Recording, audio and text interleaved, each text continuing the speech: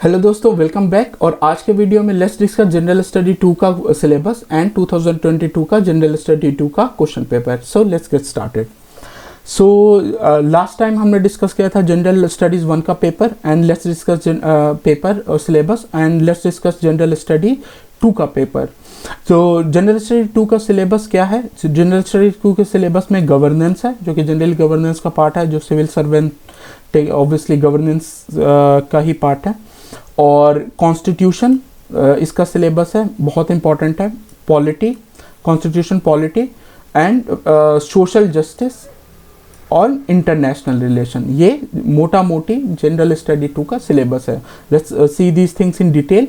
Indian constitution, historical underpinning, थोड़े से historical चीज़ें भी डिस्कस यूपीएससी एक्सपेक्ट कर रहा है एज अ सिलेबस का पार्ट है। इवोल्यूशन कैसे हुआ हमारा, सो ऑब्वियसली नेशनल मूवमेंट से ही इवोल्यूशन ट्रेस होगा, not national movement, in fact past से भी यू कैन रिलेटेड। उसका फीचर्स क्या है इंडियन कॉन्स्टिट्यूशन का, अमेंडमेंट्स कितने हुए हैं, कौन कौन से मेजर अमेंडमेंट्स है, that is expected by UP, that is expected कि वो तुम्हें याद हों और so that we can quote it. Amendments important है। सिग्निफिकेंट प्रोविजंस क्या क्या है, और बेसिक स्ट्रक्चर का डॉक्ट्रिन क्या है, और उसके पार्ट्स फीचर्स क्या क्या हैं। ये इंडियन कॉन्स्टिट्यूशन का सिलेबस हो गया। Then functions and responsibility of the union and state, जो यूनियन जो सेंट्रल गवर्नमेंट है, स्टेट की गवर्नमेंट है, उसके फंक्शन क्या है, रिस्पॉन्सिबिलिटी क्या है, इश्यूज क्या है, challenges pertaining to the federal structure, challenges क्या हैं। जैसे दिल्ली में आए दिन देखने को मिलता है, केजरीवाल बोलते रहते हैं कि लेफ्टिनेंट गवर्नर काम करने नहीं दे रहे हैं। उसी तरह से केरला वेरला या जो भी नॉन बीजेपी की स्टेट हैं, उनमें हमेशा खींचातानी मिलती है कि गवर्नर सेंट्रल गवर्नर के थ्रू इंटरफेयर कर रहा है स्टेट के इसमें। सो ये सारे as a part of the syllabus है। मतलब ऑब्वियसली पॉलिटिकली उसको तुम्हें नहीं लिखना है यूपीएससी में, but as a whole, as a federal structure you should know कि क्या क्या चैलेंजेस आते हैं फेडरल स्ट्रक्चर के। फेडरल स्ट्रक्चर वही हो कि सेंट्रल में अलग गवर्नमेंट होगी, स्टेट में अलग गवर्नमेंट होगी, ठीक है। उसके बाद devaluation of the power UPSC expect करती है। डिवैल्यूएशन पावर, स्टेट गवर्नमेंट के क्या क्या पावर है, उनको कुछ पावर मिली हुई है। उसी तरह से सेंट्रल गवर्नमेंट के क्या पावर, जैसे स्टेट के पास पुलिस होती है, सेंट्रल के पास आर्मी होती है, बट जैसे दिल्ली का केस है वहाँ पे पुलिस तुम्हारे सेंट्रल के पास है। इस तरह की चीज़ें पता होनी चाहिए कि पावर का डिवैल्यूएशन कैसे हुआ है।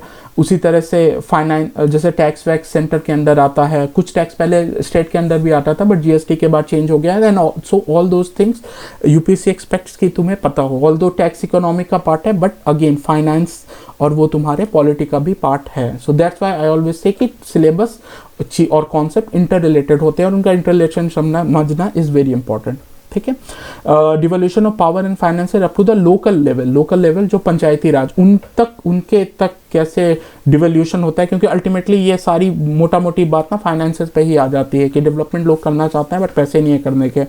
सो लोकल लेवल पे भी कैसे डिवोल्यूशन होता है, पावर क्या क्या उनको दी जाती है, उनके पास अपना फाइनेंस कलेक्ट करने का क्या साधन है, अगर उनके पास कोई टैक्स कलेक्ट करने का रिसोर्स नहीं है तो स्टेट गवर्नमेंट या सेंट्रल गवर्नमेंट कैसे उनको पैसा पहुंचाएगी so that they can implement the developmental project, और उसमें चैलेंजेस क्या क्या आते हैं। UP these are all part of the syllabus. So you will see that कि ओवरऑल एनालिसिस कोई भी इन सारी चीज़ का that is part of the syllabus कि वो है क्या, उससे चैलेंजेस क्या हैं। तो ऑफकोर्स जब चैलेंजेस तुम मेंशन करोगे तो यूपीएससी एक्सपेक्ट कि उसका सॉल्यूशन भी तुम दो, ठीक है।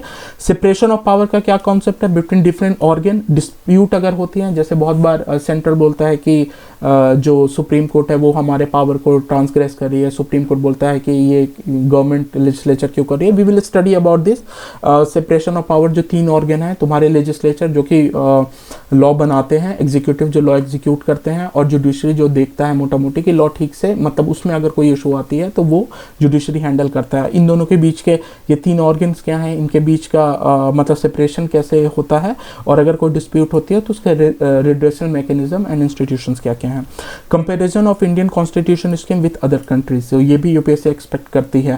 So it's not like Indian constitution best पता होना चाहिए, दूसरे के कॉन्स्टिट्यूशन जो मेजर कंट्री, ऑब्वियसली 192 से ज़्यादा कंट्री हैं, वो सारे का कॉन्स्टिट्यूशन नहीं पता होगा, बट जो मेजर कंट्री है, when will study the form constitution will will get to know कि कुछ फीचर्स जैसे हमने कुछ यूके के कॉन्स्टिट्यूशन से उठाया है, कुछ यूएस के कॉन्स्टिट्यूशन से उठाया है, कुछ ऑस्ट्रेलिया के कॉन्स्टिट्यूशन से कुछ फीचर्स उठाए हैं, तो एटलीस्ट उन सारे मेजर कंट्री के कंपैरिजन इंडियन कॉन्स्टिट्यूशन के स्कीम से यू शुड नो कि उनके हमारे कितना सिमिलर है या कितना डिसिमिलर है और किसके क्या प्रोज एंड कॉन्स है। पार्लियामेंट एंड स्टेट लेजिस्लेटर, उनका स्ट्रक्चर क्या होता है, फंक्शनिंग क्या होती है, बिजनेस कैसे कंडक्ट करते हैं, पावर और प्रिविलेज क्या है, इशू जो आती है वो क्या होती है। तो अगेन ये सिलेबस से भी क्वेश्चन होगा और बहुत बार जो इस तरह से तुम न्यूज़ में भी बहुत आते हैं, जैसे पार्टी दल बदल ली, उस पर चीज़ें हो रही हैं, तो वो that also becomes a part of your syllabus. Obviously generally इस तरह के कॉन्ट्रोवर्शियल इशू पे डायरेक्ट क्वेश्चन नहीं पूछेगी UPSC, but indirectly we can always mention the without naming the party, we can indirectly mention कि रिसेंटली ऐसा ऐसा चीज़ें हुआ था जो इसका एग्जाम्पल है, ठीक है। Then structure, organization and function of the executive and judiciary, ministers and department of the government. So ministries and department भी part of the syllabus है। सारी ministries के बारे में थोड़ी बहुत तो पता होना चाहिए, बट जो मेजर ministries है, फाइनेंस हुआ, डिफेंस हुआ, इन सब के बारे में थोड़ी ज़्यादा डिटेल में पता होना चाहिए। गवर्नमेंट के जो डिपार्टमेंट्स हैं उनके बारे में पता होना चाहिए। जो प्रेशर ग्रुप्स हैं, जैसे pressure group, different pressure groups होते हैं, जैसे इंडस्ट्रीज़ की एक प्रेशर ग्रुप है, जो ग्रुप ऑफ ऐसे लोग हैं जो अपना ऑर्गेनाइजेशन बना के गवर्नमेंट पे प्रेशर करते हैं कि इंडस्ट्रियल्स को फ़ायदा मिले। उससे तरह वर्कर्स के अपना प्रेशर ग्रुप होता है, फार्मर्स का अपना प्रेशर ग्रुप है। फॉर्मल एंड इनफॉर्मल एसोसिएशन होता है। फॉर्मल हो गया जो रजिस्टर करके एनजीओ टाइप बना दिया। इनफॉर्मल जैसे ग्रुप ऐसे कोई भी एक पर्टिकुलर मूवमेंट के लिए बन गई। And their role in the polity, और देश की जो राजनीति है, पॉलिटी है, उसमें उनका रोल क्या है। सो ये सारी चीज़ें पता होनी चाहिए हम लोगों को, और that is a part of the GS2 syllabus. तो मोटा मोटी पूरा अभी तक देख रहे हो कि गवर्नमेंट से रिलेटेड सारे क्वेश्चन हैं, उसके सारे फंक्शंस, इश्यूज और उसके सारे कंपोनेंट से रिलेटेड, ठीक है। Salient feature of the representation of people act अलग से है, तो ऑब्वियसली इस पर बहुत ध्यान देना है। तो रिप्रेजेंटेशन ऑफ पीपल एक्ट का सेलिएंट फीचर पूछ रहा है। रिप्रेजेंटेशन ऑफ पीपल एक्ट से आई थिंक इसी से वोटिंग के राइट्स मिलते हैं, चीज़ें से ये मिलती हैं। तो उसका जैसे representation of people act he govern करता है। बहुत सारे कौन इलेक्शन में खड़ा हो सकता है, कौन वोट दे सकता है, कौन डिस्क्वालीफाई होगा, तो उसके जो इंपॉर्टेंट फीचर हैं that you are expected to know. Appointment of various constitutional post होंगे, जैसे CAG हुआ, उसी तरह से तुम्हारा इलेक्शन कमीशन हुआ, उसके वो पोस्ट के बारे में, उसके power, function, responsibilities of constitutional post और constitutional body, it is expected कि तुम्हें आना चाहिए, एंड उस पर बेस्ड क्वेश्चन भी आ सकते हैं। Statutory, regulatory and various quasi judiciary body, we will cover the syllabus, we will know about all this things. Statutory body जो कि किसी एक्ट या कोई लीगल एक्ट के थ्रू बनी होती है, तो स्टैट्यूटरी मतलब उसका लीगल बेसिस है, उसको हटाने के लिए तुमको फिर वो एक्ट को ही हटाना पड़ेगा, तो वो थोड़ी सी डिफिकल्ट होता है। रेगुलेटरी बॉडी जो बनाई जाती है, फॉर एग्जाम्पल कोई भी शेयर मार्केट को रेगुलेट करने के लिए से कोई बॉडी होगी, से भी है आई गेस। उसी तरह से तुम्हारा इंडिया के वो क्या बोलते हैं, जो इन्फ्लेशन को रेगुलेट करने के लिए तुम्हारी RBI है। उसी तरह से कुछ क्वासी जुडिशियल बॉडी होती है, इन्वायरमेंटल की बॉडी, इन्वायरमेंट से रिलेटेड जो क्वासी जुडिशरी बेसी हो गया, जो कि सुप्रीम कोर्ट, हाई कोर्ट का जुडिशरी का पार्ट नहीं है, बट मोटा मोटी उनके पास भी पावर होता है कि कोई डायरेक्शन दे सके या एविडेंस कलेक्ट कर सके और थोड़ा बहुत मतलब अपना फैसला सुना सके, ठीक है। So we will study about those bodies, and ये सारे पार्ट ऑफ द सिलेबस है। गवर्नमेंट पॉलिसीज, गवर्नमेंट की पॉलिसी है। Intervention for development on various sector and issue arising out of these their designs and implementation, arising out of their designs and implementation। तो government जो भी policy लाती है, जैसे कोई भी पॉलिसी है, सो उसके बारे में हमें पढ़ना है कि पॉलिसी क्या है, डेवलपमेंट की अगर पॉलिसी है, और उसके इम्प्लीमेंटेशन से, उसके डिज़ाइन और इम्प्लीमेंटेशन से क्या क्या इशू अराइज हो सकते हैं। और ऑब्वियसली इशू अगर तुम मेंशन करोगे तो यूपीएससी एक्सपेक्ट कि तुम्हें उसका सॉल्यूशन भी मोटा मोटी थोड़ा बहुत, ऑब्वियसली ऐसा सॉल्यूशन अगर होता कि जो सॉल्व कर सकते तो दूसरे भी इंप्लीमेंट कर सकते, बट तुमको क्या लगता है कि उसको, उस वाली प्रॉब्लम को कैसे सॉल्व किया जा सकता है। तो may be you have to study syllabus in that way. तो दैट्स वे बहुत इंपॉर्टेंट होता है। This is way, for example कोई भी टॉपिक के बारे में पढ़ो, गवर्नमेंट पॉलिसीज़ के बारे में पढ़ो, तो you should always make a note of its pros, उसके प्रोज क्या हो सकते हैं, उसके कॉन्स क्या क्या हो सकते हैं, उसके नेगेटिव पॉइंट क्या है, और उस नेगेटिव पॉइंट को इम्प्रूव करने का क्या हो सकता है। तो this is how we make a note on any specific topic. कि टॉपिक क्या है, उसके गुड पॉइंट क्या है, उसके बैड पॉइंट क्या है और बैड पॉइंट को कैसे इम्प्रूव किया जाता है। ठीक है, अगर ये 4 पॉइंट कवर कर लोगे तो मोटा मोटी वो सिलेबस से रिलेटेड कोई भी क्वेश्चन आएगा तो आगे पीछे करके we will be successfully able to answer that question. फिर डेवलपमेंट प्रोसेस से क्वेश्चन आ सकता है, डेवलपमेंट ऑफ इंडस्ट्री से क्वेश्चन आ सकता है, एनजीओ का क्या रोल है, सेल्फ हेल्प ग्रुप का क्या रोल है, we will study them as a part of our syllabus also, various groups on association, donor, charity, institution and other stake holders के बारे में इस part of the syllabus, welfare schemes for vulnerable section, जैसे गरीब के लिए कोई welfare scheme चलती है, मनरेगा है या पीडीएस सिस्टम है या गवर्नमेंट सस्ते में राशन देती है कुछ की, वो स्कीम्स क्या हैं, सेंट्रल और स्टेट गवर्नमेंट की परफॉर्मेंस उस इन स्कीम्स का कैसा है, जैसे कोई भी गवर्नमेंट की स्कीम है उसका परफॉर्मेंस कैसा है, वो सही में गरीबों को फ़ायदा दे रही है या नहीं दे रही है, उसमें कोई इशू है तो क्या इशू है, उसको सॉल्व कैसे करोगे, mechanism, law, institution and bodies constituted for protection and abatement of these vulnerable section. तो बहुत सारे इंस्टीट्यूशन है जैसे वुमेन्स के लिए, वुमेन के लिए की सेफ्टी के लिए, उनके इशू रेज करने के लिए भी इंस्टीट्यूशन है, उसी तरह से एससी के लिए है, ओबीसी के लिए है, माइनॉरिटीज़ के लिए हैं। सो यूपीएससी एक्सपेक्ट कि उन बॉडीज़ इंस्टीट्यूशन के बारे में पता होना चाहिए और वो कैसे काम करती है, betterment of this vulnerable section of the society. Issue related to development and management of the social sector, service related to health, education, human resources, इनसे इशू, ये भी पार्ट ऑफ द सिलेबस हैं। इनसे क्या क्या इश्यूज़ हैं, और issues हैं तो ऑब्वियसली उसके सॉल्यूशन भी हमें से ही यूपीएससी पूछेगी। Issue related to poverty and hunger, obviously burning issue है, आज तक हम सॉल्व नहीं कर पाए हैं दुनिया की पॉवर्टी, हंगर, कहीं पे सॉल्व करते तो कहीं पे आ जाता है, तो these things you should no. Important aspect है वो governance, transparency, accountability, e governance. अब चूँकि इंटरनेट का ज़माना है तो अब ई गवर्नेंस जो हमारी रिसेंट की गवर्नमेंट है, जो कि मोदी जी की गवर्नमेंट है, वो ई गवर्नेंस पे ज़्यादा जोर देती है। ट्विटर पे अगर कोई कंप्लेन कर दो 2 मिनट में सॉल्व हो जाता है। So these all things are, उसके प्रोज क्या हैं, कॉन्स क्या हैं, यू शुड नो। ठीक है, एप्लीकेशन, मॉडल, सक्सेस, लिमिटेशन, ठीक है, एप्लीकेशंस, उसके फिर मॉडल सक्सेस, अगर कोई कहीं पे कोई स्पेसिफिक गवर्नमेंट की पॉलिसी कहीं काफ़ी सक्सेसफुल रही है तो उसका मॉडल, उसका भी example you can always quote. और इसके क्या बोलते हैं, इन सारी चीज़ की लिमिटेशन क्या होते हैं, कोई भी चीज़ ऑब्वियसली अनलिमिटेड नहीं होती है। पोटेंशियल क्या क्या है, सिटीजन चार्टर क्या होता है, सिटीजन चार्टर बेसिकली वो होता है, कोई ऑर्गेनाइजेशन अपना सिटीजन चार्टर करती है कि सिटीजन क्या क्या एक्सपेक्ट कर सकता है उससे, मतलब क्या क्या सर्विस एक्सपेक्ट कर सकता है और उस सर्विस को पाने के लिए उसको क्या स्टेप लेने पड़ेंगे। ठीक है, ट्रांसपेरेंसी और अकाउंटेबिलिटी, ये बहुत बड़ा इशू है। अगर सब कुछ ट्रांसपेरेंट रहेगा और प्रॉपर्ली अकाउंटेबिलिटी रहेगी तो करप्शन हटाया जा सकता है। इंस्टीट्यूशनल एंड अदर मेजर्स, ठीक है। Roles of civil service in the democracy, अब सिविल सर्विस का एग्जाम दे रहे हो तो सिविल सर्विस का रोल क्या होगा डेमोक्रेसी में, ये तो पता होना ही चाहिए। India and it's neighbourhood relation, international relation में सबसे पहले आसपास के कंट्री से हमारा कैसा रिलेशन है वो पता होना चाहिए, उससे इश्यूज़ क्या हैं, उन इश्यूज़ को सॉल्व कैसे कर सकते हैं।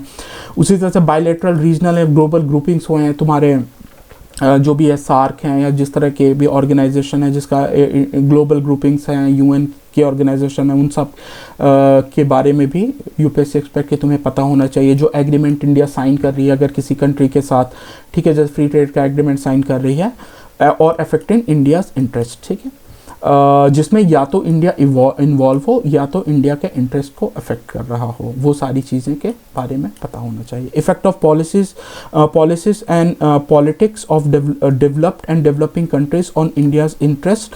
फिर इंडियाज इंटरेस्ट, जो पॉलिसीज़ होती हैं तो ऐसा नहीं कि बस अपनी कंट्री की मोटा मोटी, उन दूसरे कंट्री की सारी पॉलिसीज़ नहीं पढ़नी है, बट जो कि न्यूज़ में रहेगी, यहाँ पे न्यूज़ इंपॉर्टेंट होता है।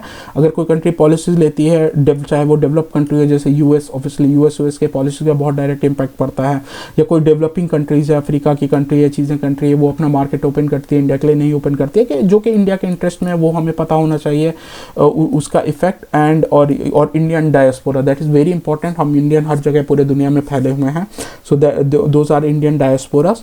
सो उनकी पॉलिसीज से क्या इफेक्ट पड़ता है जैसे इंडियन डायस्पोरा पे, these things also we should know as a part of the GS2 सिलेबस। इंपॉर्टेंट इंटरनेशनल इंस्टीट्यूशंस पे क्वेश्चन आ सकते हैं। Important obviously UN is one of the major, G7 है, G20 ग्रुप्स हैं, वो इंस्टीट्यूशन नहीं है। इंटरनेशनल WHO आ गया, वर्ल्ड बैंक आ गया, उनकी एजेंसी क्या है, एंड फोरा एंड देयर स्ट्रक्चर क्या है ये भी पता होना चाहिए, और उनका मैंडेट क्या है, वो किस काम के लिए बनी है। These all are part of our GS2 syllabus. So now let's see GS2 का पेपर। सो GS2 का पेपर ऐसे रहेगा, we have gone through the syllabus. Now let's see कैसे क्वेश्चन आया था 2022 में। The most significant achievement of the modern law in India is the constitutionalisation of the environmental problem by the Supreme Court. Discuss the most significant achievement of the modern law in India is the constitutionalization of environment problem by Supreme Court. Discuss the statement with the help of relevant cases.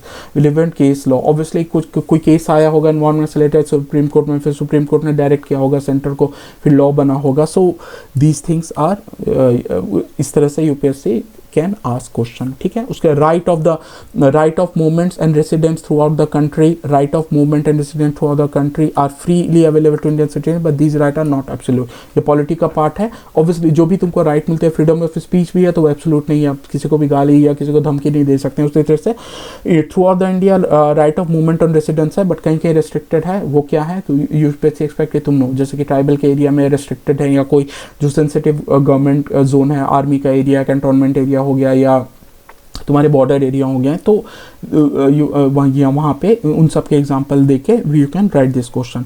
To what extent in your opinion has the decentralisation of power in India change the governance landscape at the grass root. तो यहाँ decentralisation of power basically क्या होता है, centralisation मतलब अगर मान लो सारा power central अपने पास रखे तो वो सेंट्रलाइजेशन हो गया, अगर उसमें से काफ़ी पावर स्टेट को दे वो डिसेंट्रलाइजेशन हुआ, और स्टेट फर्दर उसमें से कुछ पावर पंचायत को दे दे तो वो फर्दर डिसेंट्रलाइजेशन हुआ। और पंचायत में, ग्राम सभा में टेक्निकली एक इंडिविजुअल पार्ट होता है, हर इंडिविजुअल, सो वो एकदम ग्रास रूट लेवल पे है। तो यूपीएससी एक्सपेक्ट कि इन ऐसे करके we can answer this question, ठीक है। Discuss the role of vice president of India as a chairman of the Rajya Sabha. Direct question, vice president का चैप्टर है लक्ष्मीकांत में, अगर पढ़ा होगा तो as a chairman of the Rajya Sabha क्या रोल करता है, तो you should, when we will discuss the syllabus we will read it, ठीक है। Discuss the role of the national commission of backward classes. So हमने सिलेबस में पढ़ा था कि बहुत सारे जो कमीशंस बनते हैं, इंस्टीट्यूशंस हैं इंडिया में जो कि vulnerable section of the society के लिए काम करते हैं, तो उसमें से national commission for backward classes in the wake of the trans role उसका डिस्कस करना है for the transformation from a statutory body to constitutional body. अभी रिसेंटली पहले अब स्टैट्यूटरी बॉडी जब था तो बस एज अ एक्ट था, अब कॉन्स्टिट्यूशनल बॉडी बन जाता है। तो when we will study the hierarchy, तो कोई भी गवर्नमेंट बॉडी होती है तो अगर जस्ट वो एग्जीक्यूटिव ऑर्डर से बनी है तो उसकी मतलब एक तरह से औकात मान लो या उसका लेवल मान लो बहुत मतलब इज्जत बहुत कम रहता है। अगर वो स्टैट्यूटरी हो जाती है तो वो उसके ऊपर चली जाती है, और कॉन्स्टिट्यूशनल बॉडीज को सबसे हाईएस्ट ये दिया जाता है। तो यू शुड डिस्कस कि जब ये बैकवर्ड क्लास को एज अ ट्रांसफॉर्म किया गया स्टैट्यूटरी बॉडी से कॉन्स्टिट्यूशन अमेंडमेंट के थ्रू कॉन्स्टिट्यूशनल बॉडी बनाया गया, तो इसका क्या इफेक्ट होगा, मतलब रोल क्या है इसका इन वेकअप, इसकी यानी कि इसके बारे में थोड़ा सा डिस्कस करके उसका रोल डिस्कस करना है, ठीक है। द गति शक्ति योजना, ये गति शक्ति योजना देखो ये डायरेक्ट क्वेश्चन था तुम्हारा इससे क्या बोलते हैं, आई गेस बजट में भी गति शक्ति योजना गवर्नमेंट की थी, और गवर्नमेंट पॉलिसी। सो ये बजट से जिसने भी बजट पढ़ा होगा उसमें उसने गति शक्ति योजना पढ़ा होगा, एंड उससे डायरेक्ट क्वेश्चन था यूपीएससी के मेंस में। So neat meticulous coordination between government and private sector to achieve goal of connectivity. Obviously ये नहीं मेंशन है उसमें, बट गति शक्ति योजना क्या है वो तुमको पता होगा, और तुम्हें पता हो अगर पता है कि कोई भी पॉलिसीज को इस तरह की इंफ्रास्ट्रक्चर डेवलपमेंट पॉलिसीज को के सक्सेसफुल एग्जीक्यूशन के लिए कैसे प्राइवेट सेक्टर का भी इन्वॉल्वमेंट इंपॉर्टेंट है। So you will be able to answer this question, ठीक है। The right of person with disability act 2016 right of person with disability act government लाई थी, remains only a legal document without intense sensitisation of the government functionaries and citizen regarding disability comment। अब इसमें पूछ रही है कि ये act तो बन गया, बट अगर सेंसिटाइज नहीं करोगे गवर्नमेंट फंक्शनरीज को, ऑब्वियसली जो उनके इम्प्लीमेंटेशन के रिस्पॉन्सिबल है, और आम सिटीजन को, तो ये जस्ट एक तरह से बस लीगल डॉक्यूमेंट बन के रह जाएगी। सो अगेन कोई भी गवर्नमेंट पॉलिसीज लाती है तो उसके चैलेंजेस क्या हो सकते हैं, अगर हमने इस पे नोट्स वैसे बनाया होता कि ये पॉलिसी क्या है, इसके चैलेंजेस क्या है, इसके प्रॉपर इम्प्लीमेंटेशन के लिए मतलब चैलेंजेस क्या है, उसका ओवरकम क्या है, so we will would have been able to answer this question. तो just understanding a policy is also very important, क्योंकि यूपीएससी ऐसे डायरेक्ट क्वेश्चन भी पूछ सकती है, बट जनरली पूछती नहीं है कि क्या था पॉलिसी, जनरली वैसे ही पूछती है उसका क्या फ़ायदा होगा या उसके क्या प्रॉब्लम्स है, उसको कैसे सॉल्व करना है, उसके क्या चैलेंजेस होंगे, ठीक है। So this is how we have to prepare our syllabus. Reforming the government delivery system through direct benefit transfer scheme is progressive step, but it has limitation. So तुमने अगर direct benefit transfer scheme पढ़ा है, so obviously same वही है कि उसके benefit क्या है, तो वो इसके प्रोग्रेसिव स्टेप वाले में आंसर का पार्ट बन जाएगा, और इसके लिमिटेशन अगर तुमने प्रिपेयर किए हैं वो तुम्हारे इसका खटाक से आंसर पार्ट बन जाएगा।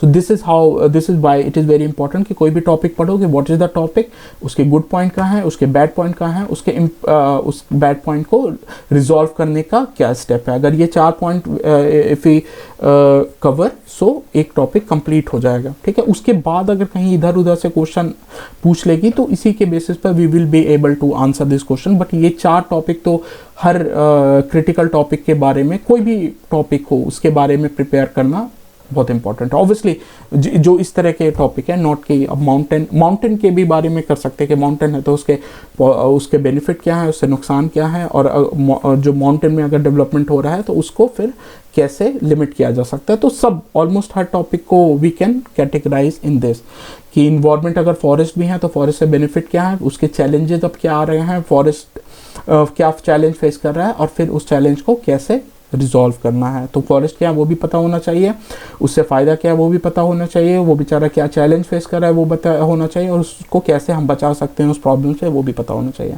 India is a old jet friend of Sri Lanka, देखो नेबर का पार्ट ऑफ द सिलेबस था, इसी तरह से नेबर के रिलेटेड हर कंट्री जो इंडिया के नेबर है उससे इंडिया का रिलेशन कैसा है, थोड़ा सा हिस्टोरिकल बैकग्राउंड भी पता होना चाहिए, और जो रिसेंट डेवलपमेंट हुआ है वो भी पता होना चाहिए। India is an old friend of Sri Lanka, discuss India role in the recent crisis of Sri Lanka. देखो श्रीलंका में इकोनॉमिक क्राइसिस था तो इंडिया ने क्या किया, तो ऑब्वियसली अगर तुमने न्यूज़पेपर पढ़ा होगा, बिकॉज दिस चूंकि रिसेंट टॉपिक था, you will not study as a part of your syllabus, so news पढ़ा होगा तो ही विल नो कि इंडिया श्रीलंका में क्या प्रॉब्लम थी, तो थोड़ा सा वो डिस्कस करोगे, और देन इंडिया ने क्या क्या एक्सेप्ट किया, मतलब हेल्प किया उसको करने के लिए, अगर कुछ पेट्रोल भेजा या कोई क्रेडिट फैसिलिटी को एक्सटेंड किया। सो अगर न्यूज़पेपर पढ़ा होगा तो you will know those example, you will mention it in the question and they will get a good marks. Do you think that the BIMSTEC, again BIMSTEC जो हमारा again ये तुम्हारा इंटर गवर्नमेंटल ऑर्गेनाइजेशन से related question है, is a parallel organisation to SAARC, ठीक है। SAARC का से पैरेलल ऑर्गेनाइजेशन मोस्टली, इसमें पाकिस्तान नहीं है, इसमें पाकिस्तान है, ये इसलिए, ठीक है। What are the similarity and dissimilarity discuss करो, ठीक है। And how Indian foreign policy objective realise by forming this new organisation. तो न्यू ऑर्गेनाइजेशन, ये वाले ऑर्गेनाइजेशन को फॉर्म करके इंडिया की फॉरेन पॉलिसी कैसे, बे ऑफ बंगाल की कंट्रीज इसमें आती हैं, जबकि साथ में तुम्हारी इधर इंडिया के नेबर्स वाली कंट्री आते हैं। We will study about this organisations. So उसके बाद फिर then you have to understand कि उनके बारे में थोड़ी अंडरस्टैंडिंग भी होनी चाहिए कि इंडिया के फॉरेन पॉलिसी का ऑब्जेक्टिव ये नया ऑर्गेनाइजेशन बन के कैसे रियलाइज हुआ, ठीक है। Question number 11, discuss the procedure for the to decide the dispute arising out of election of a member of the parliament और the state legislature and the representation of the people act 1951। See representation of people अलग से specifically part of the syllabus था, तो उस direct question आ गया कि procedure to decide, अगर कोई डिस्प्यूट आ गया कि इलेक्शन, कोई भी इलेक्शन मेंबर में अगर कोई किसी ने केस कर दिया कि भाई ये गलत इलेक्ट हो गया है, तो उसका फिर पार्लियामेंट में अगर ऐसा केस हुआ, election of a member to the parliament या स्टेट लेजिस्लेशन में, तो इसमें प्रोसीजर क्या है उस डिस्प्यूट को, discuss the procedure to decide the dispute, उस डिस्प्यूट को रिजॉल्व करने का, ठीक है। So will study at the part of मतलब लक्ष्मीकांत हम पढ़ेंगे, will study those things.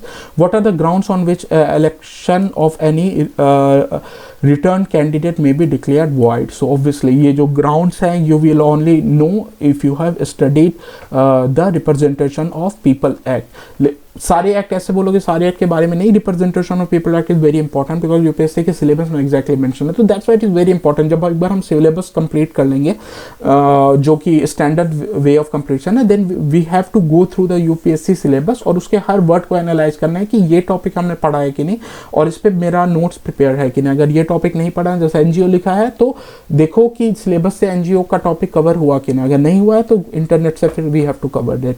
UPSC के सिलेबस, जनरल सिलेबस तो कंप्लीट करना ही है, बट यूपीएससी के सिलेबस में जो जो वर्ड्स और टर्म्स मेंशन है वो तो स्पेसिफिकली अच्छे से करना है क्योंकि उससे यूपीएससी क्वेश्चन पूछती है।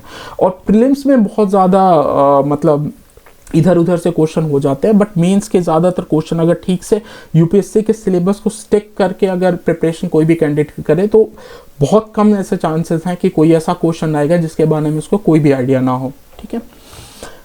So what remedy is available to the aggrieved party. फिर रेमेडी क्या अवेलेबल है, refer to the case laws. ठीक है, तो लॉज को रेफर करके we have to answer this question. ठीक है, मतलब इस केस से रिलेटेड क्या क्या लॉज हैं तो वो तुमको पता होने चाहिए, देन उनको कोट करके फिर you have to answer this question. ठीक है। Discuss the essential condition for exercise of the legislative power by the governor. देखो गवर्नर पे क्वेश्चन आ गया। डिस्कस द लीगैलिटी ऑफ रीप्रोमulgation of ordinance. We will study about the ordinance, उसको बार बार रीप्रोमulgation का लीगैलिटी क्या है by the governor without placing them before the legislature. Standard polity का क्वेश्चन है, we will study as this, we will read this as a part of our syllabus. So that syllabus भी बहुत important है because syllabus जब अच्छे से पढ़ोगे तो इस तरह के जो डायरेक्ट क्वेश्चन है बिना सोचे समझे खटाक से लिख दोगे इन a best way possible way, और जो फिर you will have time to think about जो थोड़े कॉम्प्लेक्स क्वेश्चन है जिसमें थोड़ा दिमाग लगा के सोचना पड़ेगा। ठीक है। Question number 13, while the national political parties in India favour centralisation. जैसे बीजेपी ऑब्वियसली सब चाहती है कि पावर सेंट्रल के पास हो। National political party obviously BJP का नाम नहीं लिया गया, कोई भी पार्टी सेंटर में होगी, कांग्रेस भी होगी तो वो भी चाहेगी कि सारा पावर सेंटर के पास हो, हर स्टेट को कंट्रोल कर सके। जबकि रीजनल पार्टी जैसे तमिल की कोई पार्टी होगी या वेस्ट बंगाल की पार्टी होगी या केरला की पार्टी होगी, जो भी पार्टी ऑब्वियसली जो रीजनल पार्टीज हैं बनती हैं वो फेवर करती हैं कि स्टेट की ऑटोनॉमी है। तो रिसेंट जो एग्जांपल जहाँ पे सेंट्रल और स्टेट के बीच में टसल हुए हैं, अगर इसका as a part of the syllabus की चीज़ें फेडरेशन को फेडरल जो स्ट्रक्चर है उसको डिस्कस करते हुए अगर एक दो अच्छे एग्जांपल रिसेंट के अगर डाल दोगे तो बहुत अच्छे चांसेस मिलेगा। तो दैट्स व्हाई न्यूज़ इंपॉर्टेंट हो जाता है। न्यूज़ से not only you get the content for some of the question but you also get examples for some of the question. ठीक है। So now question number 14, critically examine the procedure through which the president of India and France is elected। ये question बड़ा typical हो गया, पता नहीं था कि फ्रांस का इलेक्शन कैसे होता है, बट सी यूपीएससी एटलीस्ट जो मेजर कंट्री है उसके प्रेसिडेंट या वहाँ पे इलेक्शन कैसे होते हैं। जैसे यूएस का इलेक्शन में तो ऑलमोस्ट सभी फॉलो करते हैं कि कैसे होता है क्या होता है, न्यूज़ में आता है। उसी जैसे जो मेजर कंट्री है जैसे एटलीस्ट यूएस है, फ्रांस है, चाइना है, रशिया है और इनफैक्ट इंडिया की नेबरिंग कंट्री है, उनमें बेसिकली जो भी representative prime minister form of government है कि प्रेसिडेंशियल फॉर्म ऑफ गवर्नमेंट है और वहाँ पे मोटा मोटी कैसे इलेक्शन होता है थोड़ा बहुत आइडिया होना चाहिए। अगर थोड़ा बहुत जिसको भी आइडिया होगा वो फिर he will be able to answer this question. और देखो क्रिटिकली एग्जामिन मतलब क्या होता है कि उसके इसमें तुम दोनों के लिखोगे, procedure through which president of India और प्रेसिडेंट ऑफ फ्रांस का प्रोसीजर क्या है, फिर क्रिटिकल एग्जामिन में कि इंडिया के क्या क्या गुड पॉइंट्स है, इंडिया के क्या क्या बैड पॉइंट है, फ्रांस के क्या क्या गुड पॉइंट है, फ्रांस के क्या क्या बैड पॉइंट है। या तो ऐसे लिखो या तो कोई भी इंडिया के क्या क्या गुड पॉइंट है फ्रांस के ऊपर, फिर फ्रांस के क्या क्या गुड पॉइंट है इंडिया के ऊपर। तो किसी भी तरह से स्ट्रक्चर बना के लिख सकते हो but you will need to have content. ठीक है। और इसमें अगर नहीं भी आया तो ऐसा नहीं है कि थोड़ा बहुत लिख के फिर इंडिया के बारे में अगर भी पता हो तो पेज भरना है तो भर सकते हो। ठीक है। Discuss the role of the Election Commission of India in the light of the evolution of the model code of conduct. जब भी इलेक्शन का टाइम आता है, ये model code of conduct newspaper में आता है। So obviously as a UPSC aspirant and general curious citizen of India, we you should know कि क्या होता है ये मॉडल कोड ऑफ कंडक्ट, किसने बनाया, कब बनाया, कैसे इंप्लीमेंट होता है। सो इलेक्शन कमीशन ऑफ इंडिया के लाइट में तुम्हें डिस्कस करना है इवोल्यूशन। इवोल्यूशन मतलब it's not, UPSC not asking कि क्या है मॉडल कोड का, इसका इवोल्यूशन डिस्कस करना है कि पहले यू शुड नो कि first time model code of conduct कब बना, क्यों बना, कैसे बना, और उसका इलेक्शन कमीशन का क्या रोल था उसके फॉर्मेशन में। ठीक है। Beside the welfare 16 question, beside the welfare scheme, India needs deft management of inflation and unemployment to serve the poor and underprivileged section of the society. Discuss welfare scheme के अलावा need डेफ्ट management, inflation और unemployment का भी management important है, साथ कि serve the poor और under privilege of the society, इसको डिस्कस करना है तुमको। ठीक है। जैसे for example welfare scheme generally होती है, जैसे कि मान लो किसी को फ्री में खाना दे दिया, चीज़ें दे दिया, तो that is also one way. But obviously अगर तुम इन्फ्लेशन को कंट्रोल में रखोगे तो प्राइसेस ऑब्वियसली चीज़ों के डाउन रहेंगी तो ज़्यादा लोग अफोर्ड कर पाएंगे। और अगर अनएम्प्लॉयमेंट फाइट कर लोगे, सबके पास जॉब रहेगी तो सबके पास पैसा आएगा, तो उतनी ज़्यादा वेलफेयर में स्कीम की ज़रूरत नहीं पड़ेगी। So we have to understand these things, उनका कॉन्सेप्ट, उनका inter relation, and then if you understand it then you will be able to successfully answer this question. ठीक है। Do you agree with the view that increasing dependence on donor agency for the development reduces the importance of the community participation in the development process? Justify। ये मेरे ख्याल से वो है कि donor agencies जो कि पैसा दे देती हैं डेवलपमेंट के लिए, एक ज़माने में होता था जैसे नहीं कम्युनिटी पार्टिसिपेट करती है कि अच्छा रोड नहीं है या कैनाल नहीं है तो गाँव वाले सारे मिल के रोड बना दिया या मिल के कैनाल बना दिया। बहुत सारे एग्जाम्पल न्यूज़ में कभी कभी आ जाते हैं। लेकिन अब क्या होता है, अब कोई भी डेवलपमेंट के लिए अगर जैसे फॉर एग्जांपल फॉरेस्ट के रिसोर्स भी डेवलप करना है तो टेक्निकली अगर लोकल कम्युनिटी चाहे तो मिलजुल के उसको भी कर सकती है। बट अब एक डिपेंडेंस हो गया है डोनर एजेंसी, अब कोई एजेंसी आएगी वो पैसा देगी फिर ही भाई काम होगा। सो यूपीएससी जस्ट ये पूछ रही है कि इंक्रीजिंग डिपेंडेंस है डोनर एजेंसी का, तो अब वो रिड्यूस हो गया है इंपॉर्टेंस, वो जो एक ज़माने में कम्युनिटी मिलके अपनी प्रॉब्लम खुद सॉल्व कर लेती थी। ठीक है। पार्टिसिपेशन, कम्युनिटी का पार्टिसिपेशन डेवलपमेंट प्रोसेस में, तो आप अपना जस्टिफाई करो आंसर। तो इसमें you can take either side, तुम बोल भी सकते हो हाँ सही बात है डोनर एजेंसी की वजह से कम्युनिटी का पार्टिसिपेशन घट गया है, then you have to give the examples या इंस्टेंसेस अपना आंसर जस्टिफाई करने के लिए। और अगर तुम्हारा स्टैंड है कि नहीं ऐसा तो कुछ नहीं हुआ है, डोनर एजेंसी अपने जगह है लेकिन कम्युनिटी अभी भी अपना पार्टिसिपेट करती है, then you have to cite the example based on that. ठीक है। So the right 18, the right of children to free and compulsory education act 2019 का remain inadequate to promote